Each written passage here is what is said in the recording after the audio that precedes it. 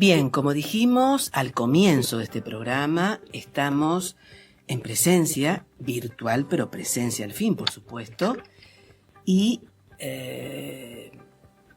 con la palabra, la voz de la doctora Samantha Zaragoza Luna. ¿Qué tal, Samantha? ¿Cómo estás? Buenas tardes. ¿Qué tal, Susana? Buenas tardes. Muy contenta de estar acá con ustedes y muy halagada por la invitación. No, por favor. Los que estamos contentos desde ya somos nosotros. Samantha, ¿qué podés decir respecto de... ¿Qué podés decirnos respecto de la situación de la situación de la mujer en estos momentos, en este recién iniciado 2023 de la mujer, de las mujeres en México, en la Ciudad de México como en general en todo México, en el país? Sí, me voy a enfocar sobre todo a hablar de la condición de las mujeres en México porque eso nos va a permitir vincular con lo que está sucediendo en la Ciudad de México. Uh-huh. La condición de las mujeres en México está marcada por un conjunto de problemáticas que se han dejado crecer desde hace alrededor de 50 años, pero que se acentuaron mucho con la llegada de Felipe Calderón a la presidencia y en su denominada acción de lucha contra el narco. Felipe Calderón llega como presidente entre el 2006 y el 2012 a nuestro país y digamos que se desarrolla un contexto de desgaste social, así lo denomina una académica feminista acá mexicana, Raquel Gutiérrez, y ella nos explica cómo esta condición tan terrible que atravesamos las mujeres ahora de violencia exacerbada está marcada por este contexto complejo de desgaste social, caracterizado, entre otras cosas, por la desaparición forzada que acarreamos, digamos, ese fenómeno desde finales de los 60, principios de los 70, el narcotráfico, asesinatos, secuestros, levantones, el despojo, desplazamiento, la militarización, la pobreza, y ahora se agrega un fenómeno más que es el fenómeno migratorio. Uh-huh. A este conjunto, digamos, de situaciones, Marisol Anzo lo define como un contexto de alta violencia contra las mujeres. Es por eso que ahí podemos encontrar, digamos, mucho de las explicaciones de por qué tenemos estas elevadísimas cifras de acoso, de hostigamiento, de feminicidios y de violencia de género.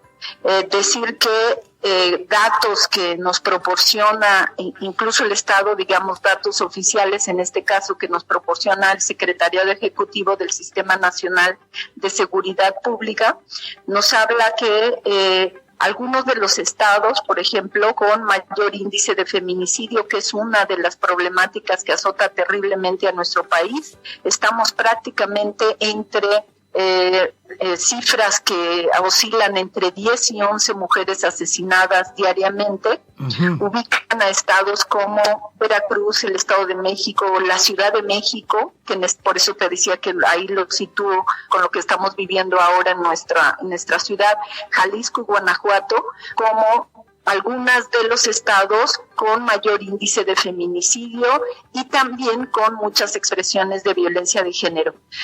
¿Por qué lo vinculo con esta parte del contexto? Porque son en estos estados donde hay variaciones, digamos, con respecto a este contexto del cual te hablo y que de diferente manera se está expresando de manera relacional, ya sea el narcotráfico, los asesinatos, los levantones, los desplazamientos y la militarización. Uh-huh. Samantha, realmente las cifras son altamente alarmantes, ¿no? Desde ya, muy alarmantes y en muchos estados. El tema de las mujeres, ¿no? El tema de las mujeres, la violencia doméstica, por ejemplo, ¿cómo se visualiza? ¿Existen formas, por ejemplo, a nivel judicial, a nivel administrativo, en donde, por ejemplo, ante un caso de violencia se radican y hay un seguimiento o tareas de prevención contra la violencia doméstica en México? Te voy a dar un dato, Susana, que refiere mucho a la gravedad, digamos, de la situación que enfrentamos las mujeres hoy en día. El 40% de los feminicidios ocurren dentro de los hogares. Uh-huh. Esto se recrudece mucho a partir de la pandemia y el confinamiento que tenemos en hogares. Efectivamente, México se ha dado a la tarea, digamos, de instalar el fenómeno de la violencia y la violación de los derechos humanos en contra de las mujeres en sus políticas. Y cuando digo instalar es porque contamos con un conjunto de leyes, de normas, de marcos jurídicos, de sentencias. Tenemos una sentencia muy rigurosa que es la sentencia Mariana Lima. Tenemos institutos, instituciones, áreas, en este caso sobre la violencia doméstica, espacios que le dan a las mujeres la posibilidad incluso de poder salir de sus casas y refugiarse ahí, le llaman refugios. Uh-huh. Tenemos protocolos, hay capacitación de personal en instituciones públicas, tenemos mecanismos de atención a ese tipo, mecanismos que acá en México se han denominado las alertas de género, que obliga a los estados a llevar a cabo cierto tipo de acciones que permita ir erradicando las violencias. Sin embargo, el gran problema en el que nos encontramos es que México está muy preocupado en instalar el fenómeno de las violencias y ponerlo a discusión, y nos hemos conformado con administrar las violencias o la violación a derechos humanos. No trabajamos en la erradicación de las violencias, es decir, estamos más preocupados en una cuestión de informar de manera cuantitativa sobre lo que está pasando en nuestro país, más que realmente llevar a cabo acciones efectivas que permitan la erradicación de las violencias.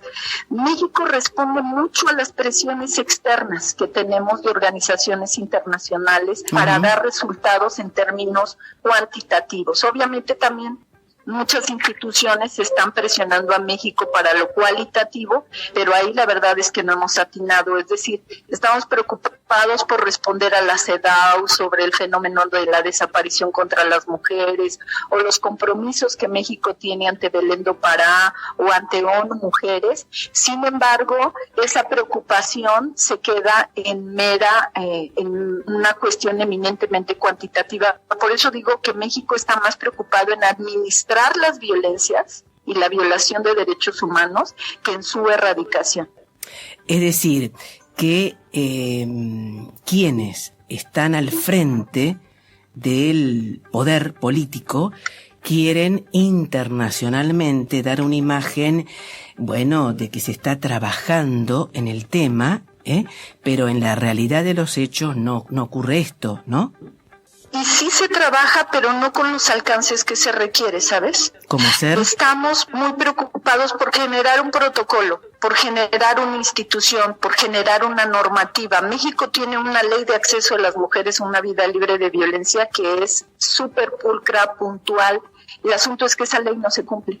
Ajá. México tiene, tiene compromisos, tiene instituciones, mecanismos también tan puntuales como las alertas de género, que obliga a las instituciones a llevar a cabo acciones concretas de manera que puedan frenar esto que sobre lo que tú me preguntabas, la violencia doméstica. Uh-huh. Sin embargo, hay un problema muy grande en incidir todavía aún más en las formas en las que esas estrategias, esas acciones bajan de manera concreta a nuestra población.